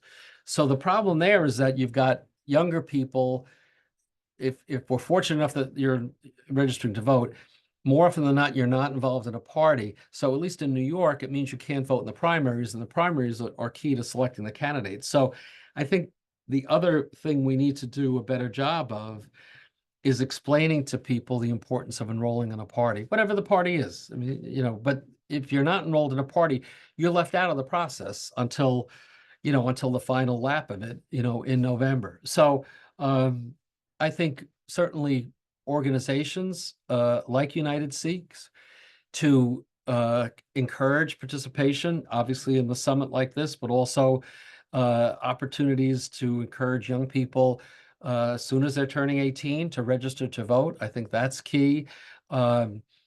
Sponsoring forums, perhaps, you know, directed to a young audience, you know, invite candidates in. What is your agenda for, you know, for the young generation? Because I think sometimes young people feel that everybody's talking around them, but not talking about, you know, the issues that really affect younger people. And perhaps if we did a better job of that, young people would feel more that they have more at stake in the system. Look, I'll just end up by saying, you know, what should be obvious. The decisions that are made by the elected officials in the political process today will have the greatest impact on the youngest people in our communities, because you're going to be around a lot longer. I mean, it's important. It's very important to me what decisions are going to be made. But you know, I'm past the midpoint of my lifespan unless some miracle happens. But you know, folks who are teenagers or in their 20s or even their 30s, you're going to have decades of living with the consequences of the people we choose and the decisions that we make. You have the most at stake. So it always seems to be the young people should be the ones with the highest participation level in voting, not the lowest. So I think that, and I would say, I'll challenge the young people on the call. You've got to be the role models. Your peers aren't going to listen to someone like me, but they're going to listen to you. If you model what it means to be a community leader, what it means to step forward, what it means to be involved in a campaign, what it means to run for office, what it means to just say, hey, folks, we got to be involved. We got to take a position on these issues. There are good candidates for us. There are bad candidates for us. You be the leaders that hopefully others will follow. Yes, most definitely. Thank you. Thank you. So Harpreet, do you want to take the floor? Sure, VG. Hello, Mr. Comptroller. I just wanted to take the opportunity to introduce myself. I could speak to some of the things that you were talking about, especially getting involved in civil service. I work for New York State Insurance Fund. Oh, great. So, yes. Your pension's in good shape, I can assure you. Okay, great. Good to know. Yeah, with the state of Social Security That's for good our news. generations, we rely on that heavily. That's great. Well, you're an example of someone who's obviously found a rewarding career in government service. So Yes. I appreciate your your service. And, besides being an elected official, I actually run an agency, right? And you're familiar with it. We've got about 2,800 employees. And it's a very different role than when I was a legislator. But sometimes people say, why do you keep doing it? And part of it is I get to work with people like you who are dedicated to providing quality service to the people of the state of New York. People, they're professional, they're hardworking, not fully appreciated, right? Everybody has this notion about, government workers and bureaucrats and so on. I've had just the opposite experience. And we have many people in our agency who have been there for 20, 25. Someone retired the other day. They had 50 years of service just in the controller's office. It's not just a job. It really can be a career. So I wish you continued success with your career. All right, thank you. Yeah, I definitely share all the same sentiments. My career so far with the state has been amazing. You do great work, but more importantly, the people is what keeps you there. The people that you work with and the relationships that you form over the time. And it's the kind of career where you stay longer, but then you form those bonds, and that's what means the most. Yes. Well said. Yeah. Are you based in the city or in Albany?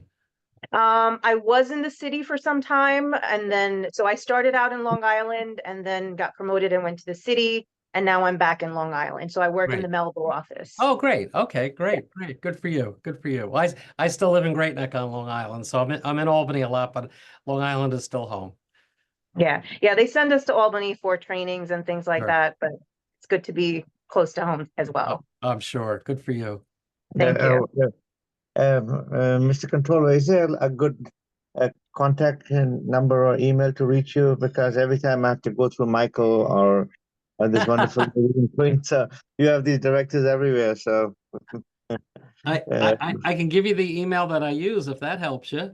Yeah, that would be nice. Especially if you're in Great Neck, then we'll call on you more often. Please. Well, this has been delightful. I hope you would. So I'll spell it. It's CLA. Just 1 second, I'm writing this down as we speak. Okay, it's CLA, V as in victory, OY. So it's C Lavoy at OSC, Office of State Controller, OSC, .ny.gov. So how I communicate is that's my assistant, Kathy Lavoy. That's her email. Everything goes through her. That way it doesn't get lost. So that's the best way. And my phone number is 518-474-3506. 474 3506. 3506. Okay, great number. I'm glad you're in Long Island. I live in Montauk, so sure.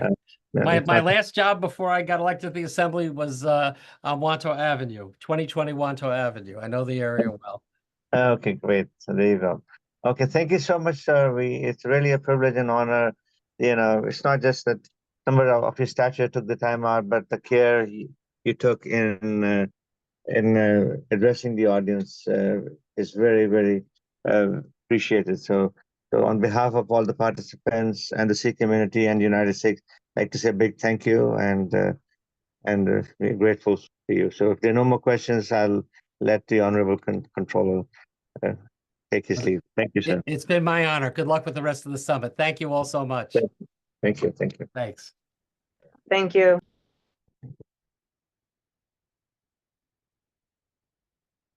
I think we've come to our conclusion of the summit. Just to close officially the summit, I'll just give the floor to our CEO, Mr. Gurpreet Singh, and also Mr. Hardayal Singh, who is the co-founder of the United Sikhs. I don't know if Hardayal is in here, but Gurpreet, do you want to take the floor and officially conclude? Yes, absolutely.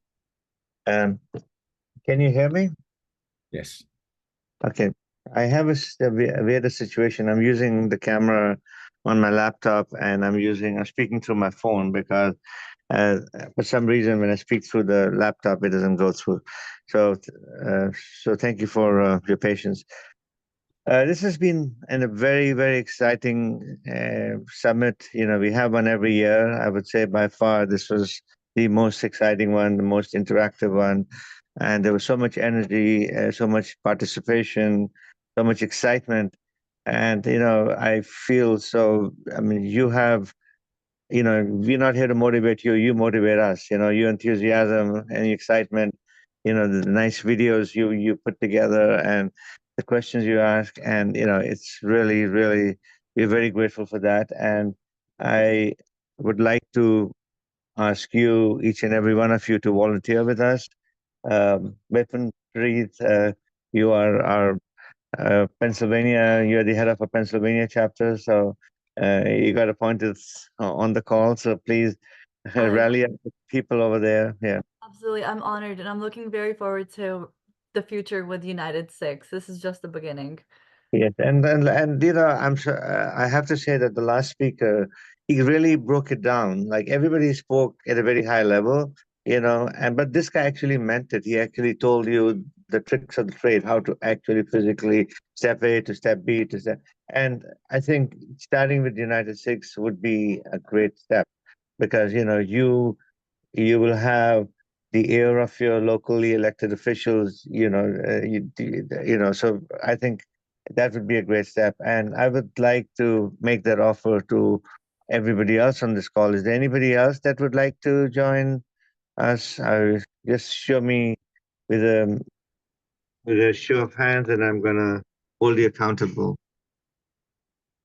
I can do a Michigan one. I don't know anyone else who's from Michigan in this call, but Okay, Michigan. Okay, so you're from Michigan, and Simran, you're from Mississippi, or I grew up in Tennessee, but I'm based in Chicago now. you're based in Chicago? Okay. Well, we don't have a chapter in Chicago either. So, and then I see you have an assistant already. How old is he? He'll be 2 next week. Abir, do you want to say Sat Sri Akal? Jessica. What's his name? His name's Abir. Kabir. Wow. That's so, yeah, just like Kabir. Very sweet. Okay. God bless him. Okay. So Simran in Chicago, Saranjeet Riji, where are you located? Vijay, I'm in the Miami, Fort Lauderdale area. Okay, great. So if you want to set up a chapter there, that would be wonderful. Absolutely. So I would ask everybody, to write down in the group that is where you're from, and so we can set up a chapter in these areas. And from our side, it's going to be Harpreet Vanji.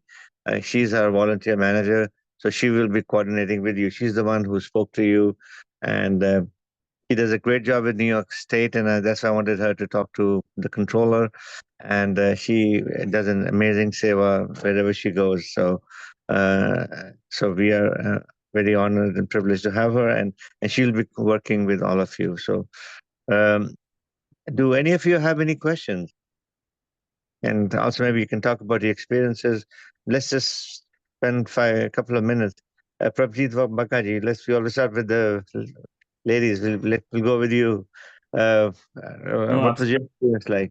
Oh my God, this was, I think this is what I needed to start my journey to get more involved. And I'm so glad I attended these 4 days and got to learn so much that United Sikhs is doing all across the world, not just the United States.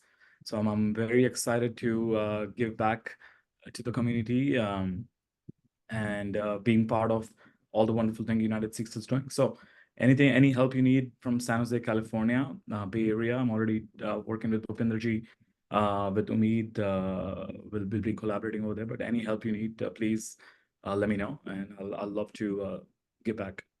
No, New York is a very busy chapter, is really our headquarters, but the second one in line is California. And we also have Bhupinder Panji, we have Mitan Panji, and we also have Karandeep Virji. He's very active. So I think we can have a little chapter there, and I would like to see you play a greater role in that. And Bipin Preet, you're next. Yeah, I really want to say thank you to you, Uncle G, and to everybody else at United Six that put together this summit. The opportunity that you guys have given us, like talking to FBI officials, senators, Congress, assemblywomen, the comptroller that just came in. These are incredible opportunities that we as like the Sikh youth would not have gotten without you. Me myself, like I've always, wanted to get involved in this field, but those opportunities aren't given to us or presented to our Sikh community's youth because we don't have many people like that have those connections, and United Six has those, and you guys used your connection to bring them to us, and it was truly incredible. Thank you guys so much. Yeah, thank you. And you were a great participant. Yeah, I loved your video. I want to see some more videos today. We just doubled the ante, so I want to see some more videos. So we have Sangat in Eastern and there's another town right next to you. I'm forgetting the name. Bethlehem. Bethlehem is pretty Nazareth, close. yeah. And Nazareth is pretty close to you, right? Yes, Yeah. yep. Yeah, my friend owns 6 car dealerships there. I think yeah, the Taj Motors and yeah, yeah, I think I know who you're talking about. Yeah, yeah, we're family friends. Yes. yeah, exactly. Okay, no, I'm sure it's a small community, and we Mhm. go to the Gurdwara. We used to have a smagam there, so we used to go to the Gurdwara a lot. We used to have a smagam every year, so I know that community very well. Oh, Um, that's sweet. Well, now you have my contact information, so next time you're no, here. I even have your resume, so there you go. Yeah, exactly. Yeah. Okay, so you're officially onboarded. Okay, and Saranjit Viji, so tell us about your experience, sir. It was amazing being a professional, finance professional, and networking with people. I felt the need that there is, especially in the Florida, South Florida area, there is a need of more uh, more information and more there's very less presence, I would say. Like the Sikhs are the Sikhs are very like scattered. So I meet with people and I try to teach them or give them information about Sikhs, whatever I can. But this platform is already set up in a way that can be used in a way that can help with the issues that our community is facing. um, I think this was wonderful, even though I was not able to participate because of my work and the time. However, I did listen to a lot of great personalities, the great speakers you have invited. Thank you so much for that. And getting insights from these officials was eye-opener, and the issues in Punjab, for example, was such eye-opener, and people just ignore those issues and don't want to talk about that. But this is reality, and then this is gonna impact so much indirectly, directly to everybody in future. So Yeah, no, thank you. It is one message that you should take, that you are not alone. We have your back, and this is an organization by the Sikhs for the Sikhs, and not just Sikhs, for the entire humanity. So you should not feel that you're alone. We are together, and we're stronger when we are united, and that's why we are United Sikhs. So you're not alone. And also we gave you a lot of tools, like the equal opportunity lady from Washington D.C. She's a very high-profile person, and she gave you the insight because God forbid, if you have any problems at workplace, you know exactly how to do it. FBI, the controller, I mean, it's amazing the information that was shared. So thank you so much. So we have a chapter in Orlando. How far are you from Orlando, Sanjeev? it's 3 hours drive from here. Okay, great. So I'll connect you with the Orlando chapter, and maybe you can work with them. Okay, I'd like to say a huge thank you for Damandeep. I'm sorry I mispronounced your name a couple of times. I know that, but it's a tongue twister even for me. So, But thank you for your for volunteering with United Sikhs. Thanks for running the show. Dr. Gabisa is always talking so highly about you. But let's talk about your experience here today. That was really sweet. Thank you to everyone. I've done a lot of like different internships, different opportunities and stuff. This one was just very different. I feel like when I was originally emailing to get involved, I was like super, super excited, but I was kind of like, I don't know with how busy they are if they'll be able to provide me with anything. And that was something I was prepared for because with an organization this big, it's like you guys have a lot of different moving parts and I wasn't sure how it would go. And I really think it's like one of the best opportunities I've taken in like my last 5 years of like high school volunteering and college volunteering. It was absolutely amazing. And even this vet, like it was game changing. Like how Bipin was saying, it was so nice to speak to so many different people who have the same passions as us and an organization that's already created to kind of give us a stepping stool to like meet these people and talk to these people. And it was so informational and it was so enjoyable to get up every day and start my day for 3 hours of just networking and like meeting new people. And it really did motivate me for like a Michigan chapter. I have like an advocacy organization that I work with here, well, that I like created and I work with. And it's so hard not to get discouraged because you don't have the resources to keep building and providing for other like Punjabi women in our community. And I think your optimism of like starting a Michigan chapter really motivated me to like keep building these resources. And I'm really looking forward to just getting more of United Sikhs out here in Michigan. And we have a really, really big Sikh community where I'm from. Where are you from, Grand Rapids? So I'm from Canton, Michigan, which is a suburb of Detroit. Okay.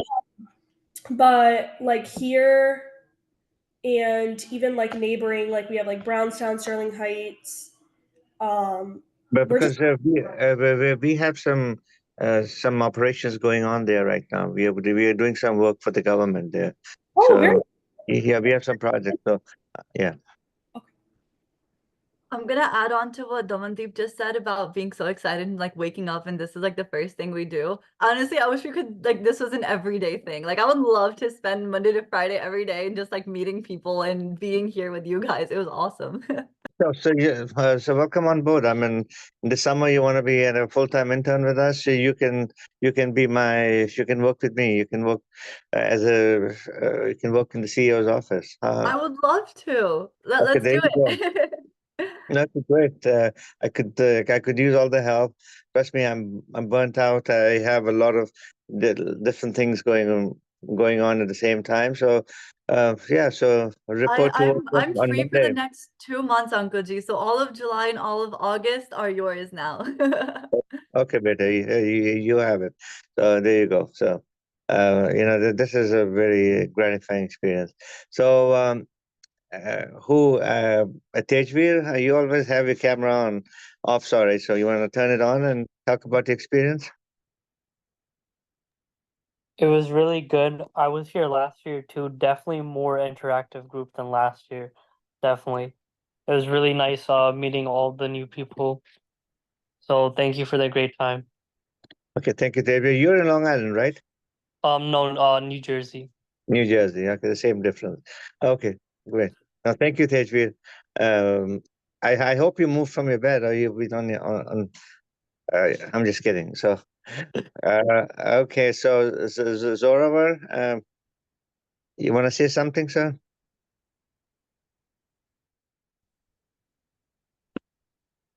Yes, it was a very nice summit, and I'm grateful for all of the opportunities that you guys have given us all to the Sikh community, and it was very nice being here through all 4 of the days. It was very informational, and all of these important people such as congressmen and it was just really amazing to me and really inspired me to be more involved with politics and my Sikh community. So thank you very much. Okay, thank you, Zoravar. And just remind me, where are you from again? In New York, Long Island. Where in Long Island? What town? On the east side in Syosset. Nice, I asked. Okay, you're not too far from us. So Yep. we have events in New York all the time. We have an event this Sunday in Harpreet Panji, what's the name of the town we are in? Manhasset Hills. Manhasset is very close to you, I guess. You don't drive. Do you drive or you don't drive yet? No, I can't drive yet.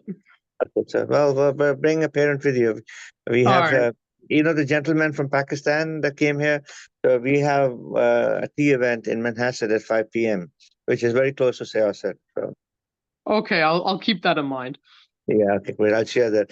Harpreet Panji, if you can share that flyer with him, that'll be great. Sure, will do. Okay. Okay, thank you. Okay, and then we have Jasleen Panji. Hi, everyone. This year's Sikh Summit was truly eye-opening. And also, I do have my sister with me, Delaire. Hi, everybody. Yeah, hi, Delay. We can't see you. Why don't you turn on your camera? This one time. No, I tried to make the camera work, but it doesn't work. So, Okay. yeah, I'm No. working on fixing it. Also, I would like to mention that thank you guys for the opportunities and thank you for the opportunities that United Sikhs gives. And I'm really glad that we were able to come together and to meet different speakers and work on the role to protect our community and also how to be more involved in the Sikh community. Thank you. And just everyone that may not remember, Jasleen and Dallaire actually volunteered for us in Ukraine. If you probably, if you want to go to Ukraine or the Caribbean or even Lebanon, we're starting a new operation in Lebanon to support the people of Gaza. We are not going in directly into Gaza, but we are working from neighboring states. So, okay. Well, thank you for sharing your contact information. And just put it in that group. That'll be better. Just put it in the WhatsApp group, and then we'll pick it up from there.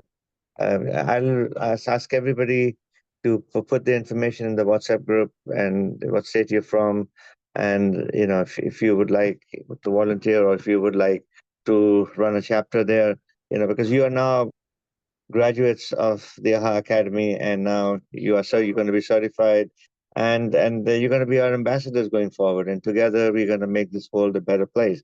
One person at a time. That's what Guru Nanak Sahib did. He traveled the whole world just for one soul.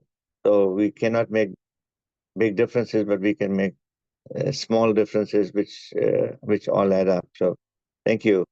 And Praveen, do you want to say something?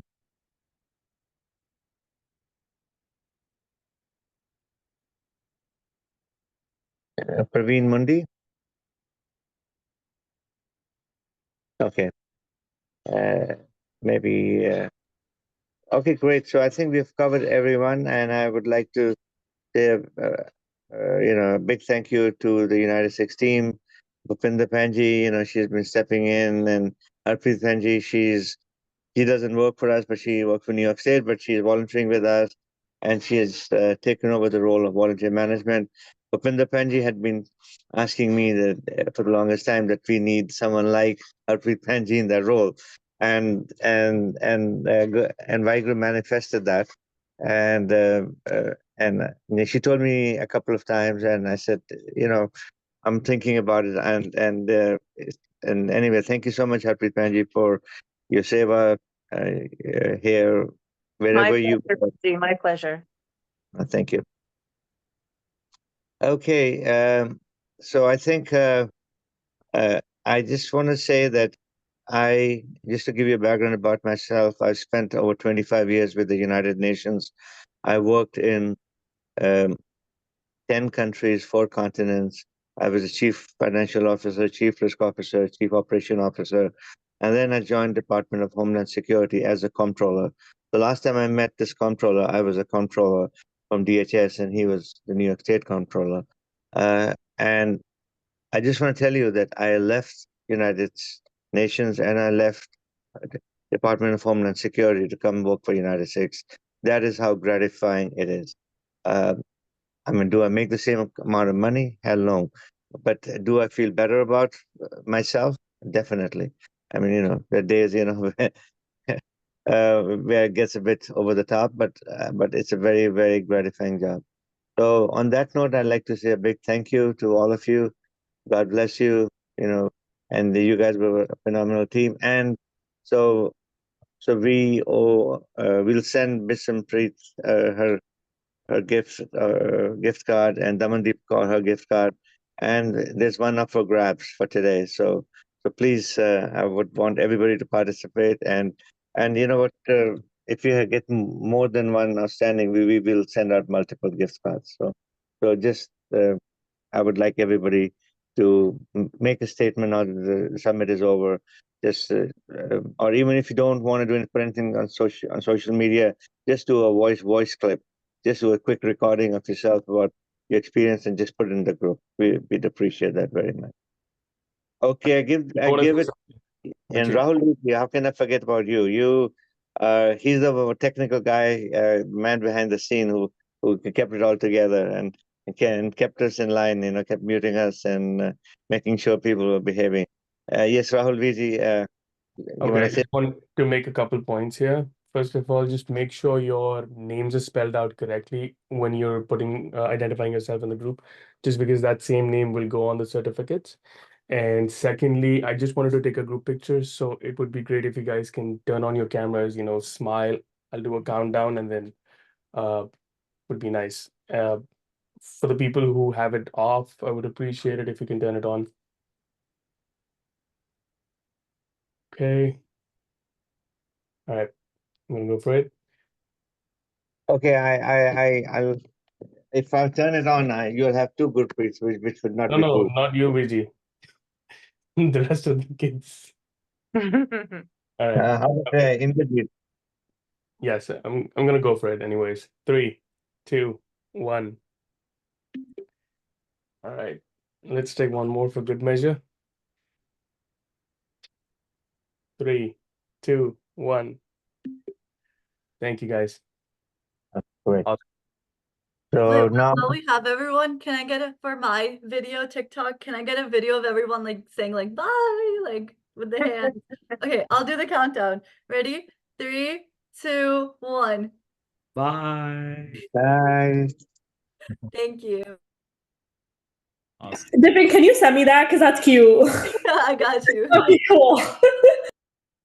Okay, you guys are so creative. I was gonna say, does anybody need any other content? Let us know.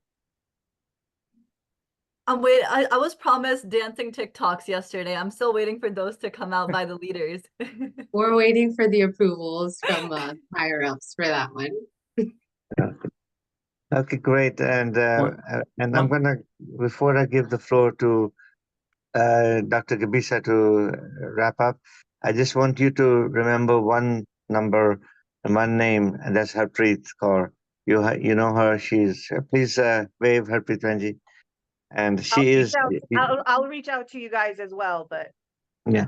So she will be a point of contact. She's a volunteer manager, and trust me, if somebody is dedicated, that's her. So she will always be there for you. So, okay, Dr. Gabisa, thank you for starting the process, and we'll request you to close it. Thank you. Thank you very much.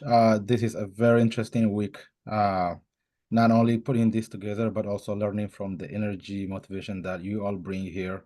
As Gurpreet said earlier, you guys motivate us a lot. When I see this team, this group, I see a lot of hope because this is the most reliable task force, workforce, if you like.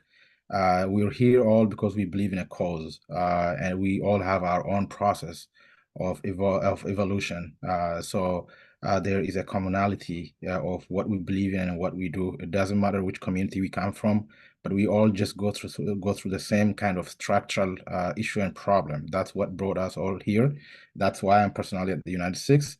So I can see that the future is bright with these young minds and intelligent people. So thank you very much for your time again. Keep in touch with us. You're part of the family. And we just go together. So here I just conclude our 2023 Sikh Summit. Next year, I continue to lobby the leadership to make this in person, a 2-day in Washington, D.C. in person. That way, I guess, it's a kind of also get to see in person network, and a lot of people, the speakers who all came, kind of expressed to me that they are very much okay to do this in person. So here we have our CEO. We continue to lobby this and make it more in person in Washington, D.C. So thank you very much. Keep in touch. Yeah, and those of you that do want to have one in person next year, please put it in the comment box, and Harpreet, Benji, and I will go over those points, and then we'll make a list of people that want to participate next year. And Vipinpreet, we're gonna keep you busy come Monday, so Sounds you good. I'm get- excited. you get some rest over the weekend. Okay. Okay. Okay, thank you everyone. Vaheguru Ji Ka Khalsa. Vaheguru Ji Ki Fateh. Yeah, can we take a picture with all of us folded hands? Doing a Fateh? Sure. Let's do it. 3, 2, 1. I can't fold my hands because I'm taking a screenshot, but Okay. मेरे मन से हाथ जुड़े मन जोड़े होया मन जीते जगजीत Right. ओके जी वाहिगुरु जी का खालसा वाहिगुरु जी की फतेह बोले सो निहाल Bye, guys.